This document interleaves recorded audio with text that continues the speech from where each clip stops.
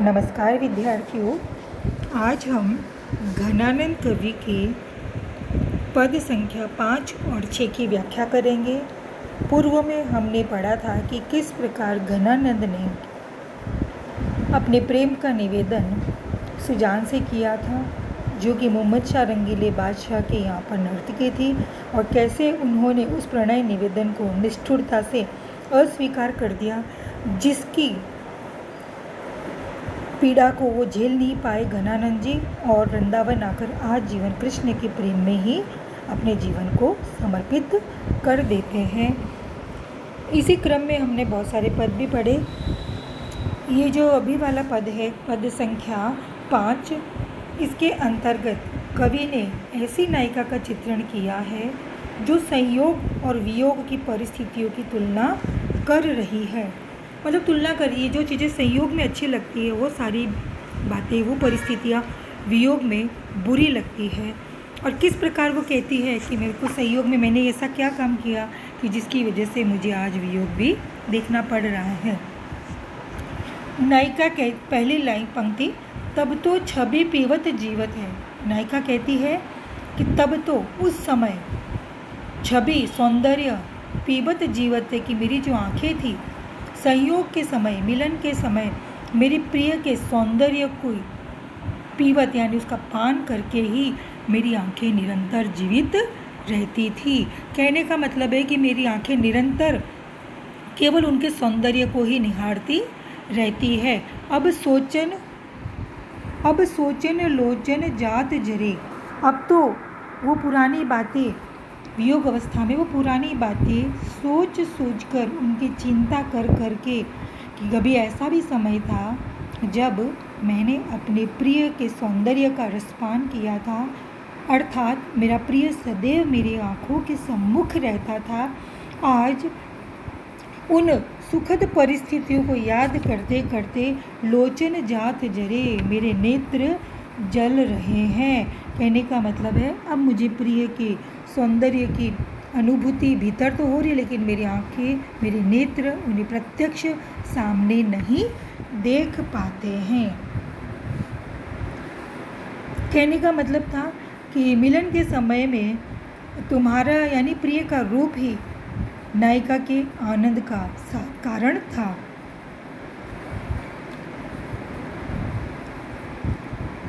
हिय पोष के तोष सु प्राण पले। हिय हृदय, पोष यानी संतोष, हिय पोष यानी हृदय के पोषण करने वाले अपने प्रिय को देखकर ही, तोष सु प्राण पले, उसके संतोष से ही मेरे प्राण पले हैं। यानी संयोगावस्था में मेरे प्राण प्रेम के पोषण से संतुष्ट होकर पल रहे थे, यानी उन्हें आनंद की अनुभूति हो रही थी। बिललात महादुख दोष भरे, लेकिन वियोग अवस्था में अत्यधिक वेदना व्यथा से पीड़ित होकर मेरे प्राण आज तड़प रहे। बिल्लाल का मतलब होता है तड़पना। अगली पंक्ति में कह रहे, घन आनंद मीत सुजान बिना सब ही सुख साज समाज टरे।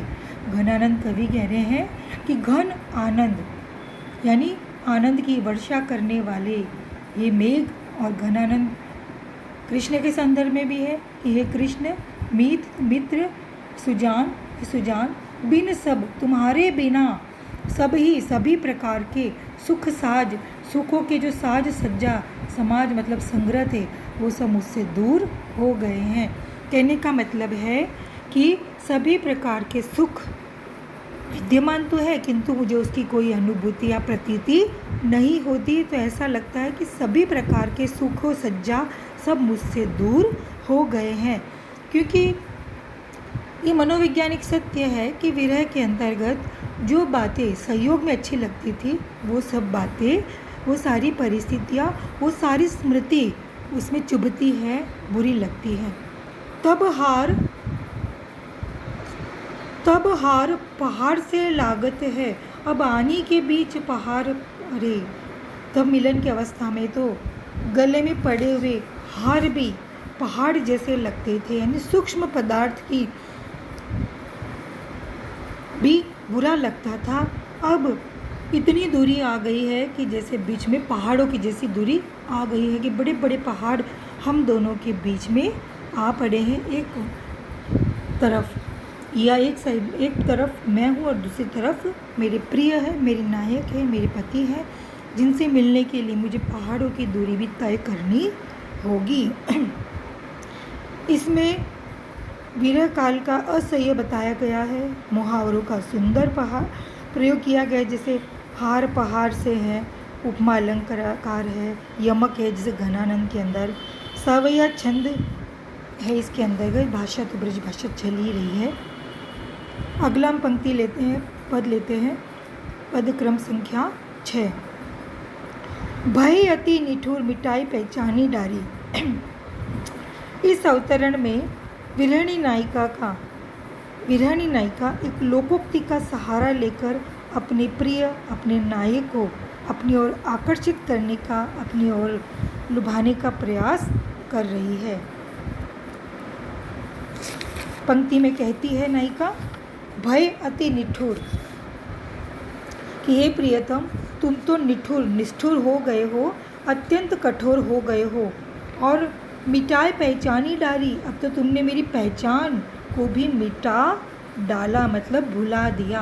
पहचान भुलाने का मतलब कि तुम्हें याद भी नहीं है, तुम्हारी स्मृति में भी नहीं है कि कोई तुम्हारी प्रियतमा भी है। याही दुख हमें जक लागी हाय हाय, याही दुख कि तुमने मुझे विस्मृत कर दिया और निष्ठुर हो गए। यही दुख हमें जक लागी, हमें लग गया है। जक लागी मतलब मैं बकबक करने लगी हूँ, हाय हाय। अब मैं क्या करती हूँ, हाय हाय की रटना लगाए रखती हूँ। तुम तो निपट निर्दयी, तुम तो निपट पूरी तरह से अत्यंत निर्दयी कठोर निष्ठुर हो गए हो। गई भूली सुधि, तुमने तो मेरी सुधि को, मेरी स्मृति को भी भुला दिया। हमें सूल सेलनी सो क्यों न भुलाए है, हमें मतलब हम कैसे भूल सकते हैं, किंतु हमें तो तुम्हारे प्रेम के कारण विरह वेदना की कसक, बर्छे की चुभन, सूल सेलनी मतलब बर्छे की चुभन के समान लग रही है, उसे हम कैसे भूल सकते हैं।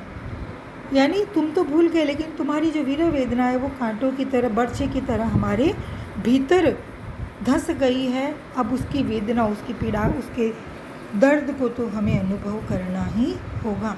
मीठे मीठे बोल बोली, वो ताने मारती है, उल्हाना देती है, शिकायत करती है, वो सारी प्रकार निभाती है, करने की कोशिश करती है जिससे उसका प्रियतम उसकी ओर ध्यान दे, आकर्षित हो।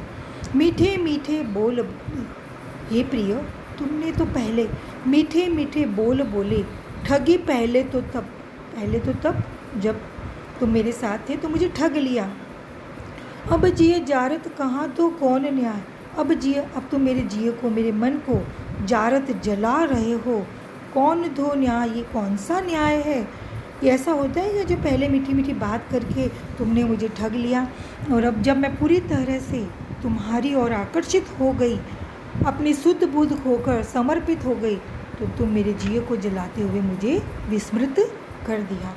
सुनी है कि नहीं, कि तुमने कभी अपने इस जीवन काल में सुना है कि नहीं, यह प्रकट कहावती, जो यह प्रत्यक्ष कहावत, काहू कल पाए है सु कैसे कल पाए है, काहू जिसको कल पाए तुम परेशान करते हो, बेचैन करते हो, सु कैसे कल पाए, वो स्वयं कैसे सुखी रह सकता है। अंतिम पंक्ति में कहावत का प्रयोग किया है, स्वयं नायिका लिखती है, यह प्रकट कहावती जो। यहाँ पर नायिका की व्यथा का और उसकी मनोदशा का बहुत ही सुंदर और सटीक चित्रण किया गया है। भावों की अभिव्यक्ति सशक्तता के साथ घनानंद जी ने संपूर्ण पद में रखा है। अनुप्रास यमक अलंकार का प्रयोग किया गया है। भाषा ब्रज भाषा है। आज विद्यार्थियों इतना ही, धन्यवाद।